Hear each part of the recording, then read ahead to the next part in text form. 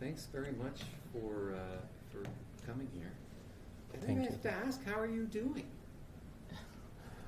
You wanna go first? Couldn't be better. Yeah. Relieved. But for some reason, this does feel incomplete because we feel that it still matters to us that the late officer's wife, what she feels matters to us. So that's why the whole, the completion of the case still feels incomplete, but we're relieved, no doubt. When you say it's incomplete, what would mean completeness to you? We hope that because of this tragedy, someone lost their life, and it's no doubt about it that we hope that they would forgive us and know that we didn't mean anything. That's why it's incomplete. If Detective Constable Northrop's family were watching this right now, what would you say to them? I would tell them, ask them to please see the actual truth. We share their grief. We are as sad as they are. For the officer's wife, for the kids, for the 3 kids. To forgive. We never meant this to happen. Never ever meant this to happen. Just please think yourself, see yourself, and please forgive us. Yeah. Take me back to that night. Take me back to when you first realized what had happened. What was going through your heads then? We were scared to death, and I thought that's it. That's our life. It's done. And we are thankful that we are safe. We are together. We could see our kids again. That night was a nightmare for us, and it. I don't know when it will go away, but that night and then the days forward and then the years are, I don't know how long it will haunt us. After the incident itself, you told some of the officers that you had no idea they were police officers, and then the next morning, Aaida, you went and talked to a detective. Yeah. What was it like to hear almost the exact opposite of that come out on the news that day? To be honest, when I spoke to the police, I sincerely wanted to help tell them what happened because they were not there. I was there. And I was like, they will help me. They know what I'm saying. They will believe me because I was there. I'm telling them exactly what happened. And then I go home and I find out that on the news they were calling Umar. They were saying he did it intentionally and calling all these bad names, the murderer. And I was in shock because I was like, but I just told them everything. How come they were saying the complete opposite? I was just shocked, confused, betrayed, no doubt, because I thought the police are there to help us. But unfortunately, it was the opposite. What was the impact on your lives for that message to get out there unchallenged? It's a huge impact, John, especially when we think about our kids. We always think about their kids. The impact which happened to both families, not just one, and we. I mean, it's just so hard to let it go. I mean, everyone is telling me you have to move on, but I know someone is not there. So I don't know how I will move on. I'm trying my best and I will keep trying my best, but someone died. So I don't know how to move on. And you asked Aaida, how did she feel when she heard the news? I didn't hear any news. I I didn't know what was going out there. I was in the custody, and when I was told in the station that someone died, I collapsed there.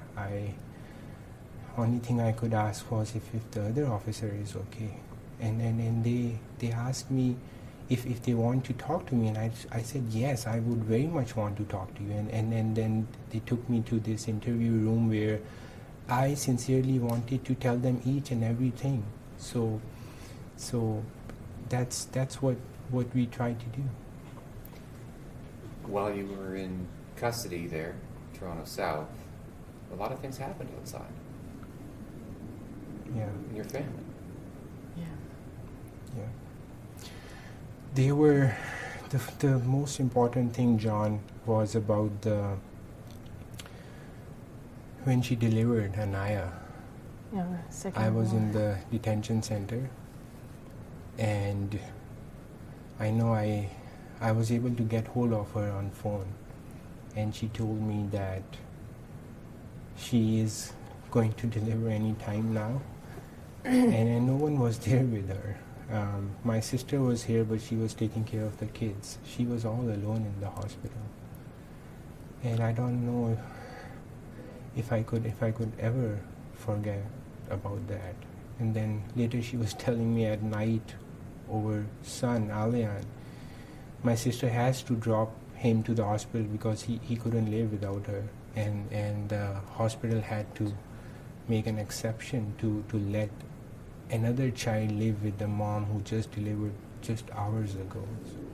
It's I don't know how we will ever forget that moment. And honestly, at that time, I was thinking that I felt so helpless without him, because it was just him, me, and Alian at that time. And even at that time, I was thinking that, Umar is not around. I am helpless, don't know what to do. Imagine the officer's wife. She will be without her husband forever. It was always there. Like when we thought about our pain, we would reflect and think about their pain. But it was still hard for us. Very difficult these 3 years. And when I think about the 3 months, how she struggled all alone, I always think about her. How is she struggling now? What will she do? Yeah. All these years and all coming years to go, and I just wish them the very, very, very, very best for their future. What was it like to bring 2 children into the world, knowing that if this case ended in a conviction, they might only have a dad in prison for the rest of his life? That was something, a huge burden I had in my shoulders every day, every time on those 3 years that what will happen. And I can't explain the feeling I had, this huge worry which I always had, that what will happen, what will they do, what will the 3 kids do without us, without me.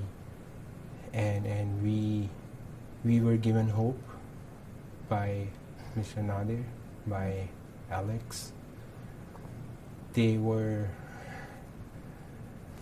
when we lose hope, Nadir was there to give us our hope back.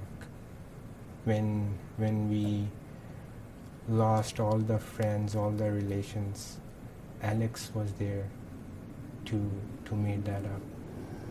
Yeah. Both of them kept us together, let us go together and go with these 3 years. What are your thoughts on Canada as relatively recent immigrants, to see the Canadian system up close like that and to see how it was treating you? How did that affect what you thought of Canada then and now? Well, everything changed when the verdict came. Before that, I can't even begin to explain and where to start from. We met a lot of good people like Nadir, Alex, whole Stockwoods firm. Some people were few, but they were very helpful. But we lost a lot, and not just whom we didn't know, whom we knew very closely, and we don't blame them at all. It's not their fault at all. They were as scared as we were. Just to be known because of us, they didn't go. They just left us, and how everything was coming in the media. It was terrifying when especially when I came back. We were scared. We had kids at home who goes to school. Whenever we are walking them to school, we are looking over shoulders. Whenever we are living at the house, we are scared someone can come in any time. Someone will be on our driveway who is walking slowly. I mean, we had these surveillance cameras all over the place too, and I'm always looking at them, and Aaida is telling me, please stop. Yeah, it's just paranoid. So, But that all changed. but that all changed. I don't know how long it will take, but how the justice came in, I did lose hope. I did lost all the hopes, but I was very hopeful at the end of the day, and thankfully the truth came out. The justice was served, and how the Canada is responding back, how these people are responding back about the truth. I can't thank them enough, especially the GoFundMe link, how they are contributing They're without commenting on it and telling us they've prayed for us. And these people don't know us, but it's so beautiful how they're like, our whole family is praying for you. We were all anxious when the verdict came out, and it's so beautiful how these people who don't know us, Canadians, are really there with us and telling us all the best, praying for us even now. It's beautiful. Yeah. Do you think anyone owes you an apology? I don't think so, John. We just want to move on, and we just wish everyone just realize themselves without an apology, without anything. Just realize themselves for the betterment of everyone, so it never happen again. That would be more than enough if everyone just realized themselves. It was already so. We were so humbled when Honorable Justice Muller apologized. It was like we felt so humbled, like coming from her. It was so good. Yeah, it felt like coming from the whole Canada. Yeah. That is It was so strong. more than enough than anything else, since we are not looking for anything more than that. Was this financially devastating for you? Oh yes. Financially, I can't even start where. Not just for us, for all our families. They sold their property. My brother, my mother, my sister. Emotionally, and when I go back and think about it, what would we have done if we didn't have these people around? And now I think, what would you have done if you were in my place? What would you have done if you didn't had a sister who would sacrifice the fatherhood of their 3 kids just to become my surety? I wouldn't get a bail without her. Yeah. What would you have done if your mother didn't have a house to sell? Your brother didn't have offices to sell, just to come up with this bail bond money? What would I have done if I didn't have these people around? If, God forbid, anything like this happened to anyone else, and he doesn't have the family, what would he have done? that thought is just come out for Canada. Everyone, for everyone now, and just like we think that you think about us, we always think that it could have been anyone, and what if they wouldn't be able to do it? What if they wouldn't have the strongest person Just by go. themselves, Mhm. like Aaida, for a whole 3 years? I mean, I can't even imagine how would anyone can come out from this. You mentioned on the stand that 5 minutes either way would have made all the difference. How do you explain to yourself that sometimes some of this came down to such a small amount of timing? Yeah. So from day one, when that happened, I was wishing, just why I just didn't, let someone give me a ticket on the parking when I parked on the road. I should have let my car there, and then if I parked there, why shouldn't we wait just 2-3 minutes? Because it happens in all seconds, and maybe we could have avoided this. Maybe they could have avoided this. But it happened. It's a very sad, tragic accident. I just wish it didn't happen, and none of this was ever meant to happen. How do you explain to your kids what you've been through? We just wish we don't ever explain them. We told them that I was having this big project which started when the trial started.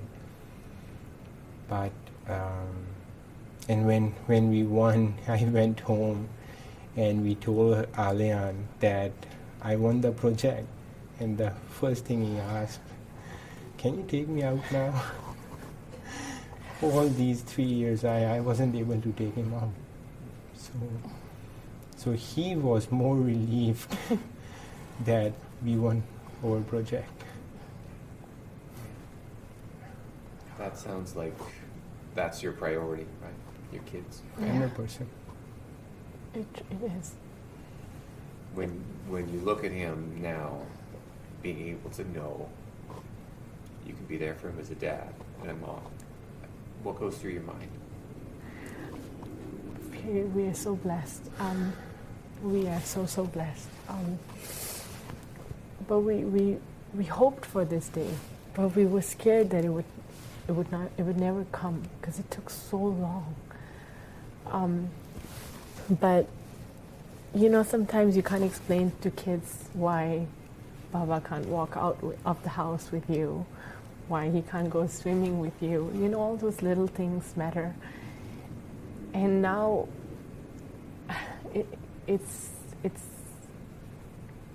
we're also like sort of stuck, like we forgot how to live like freely, And whenever she took them out, I am at home and I'm worried about them all this time.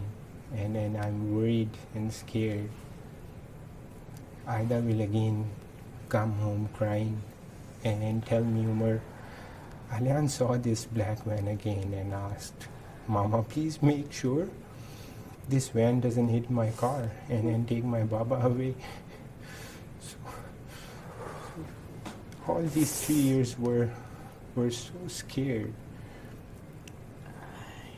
so horrible. When they are around, I'm worried. When they are not around, I'm scared. And I just can't be enough thankful to everyone for letting the injustice not to happen. Are there any lessons you think the police or the Crown can learn from this? As I said, John, I just hope and wish everyone realize themselves. I know I've frustrated Nadir a couple of times, hundreds of times, by asking why they are not dropping the charges. every morning I wake up, I have this thought that maybe today is the day the charges will be dropped, and it didn't. And I kept asking, and I kept sending him all these links of different cases, hundreds of cases. Look at this, Nadir. If this can be dropped, why can't be this? If this can be dropped, why can't be over case? It's and even when the trial started, I was like, Nadir, this case didn't go to trial on the last day. On the first day of the trial, it was dropped. Even within the trial, I sent Nadir this link about the case, and then I asked him if this can be dropped, why not over case? And that case was so horrible as well, where it, and I just hoped that in all these 3 years they dropped the case. They realize they can see the facts. They realize the truth. They can see the truth. They just drop it, but it didn't happen. I think that's it for me. Is there anything else you wanted to say? I can just I just want to say thank you to everyone here. And we can't thank enough everyone for their support, for their prayers. And I don't know how we can even thank them. Yeah. Thank you.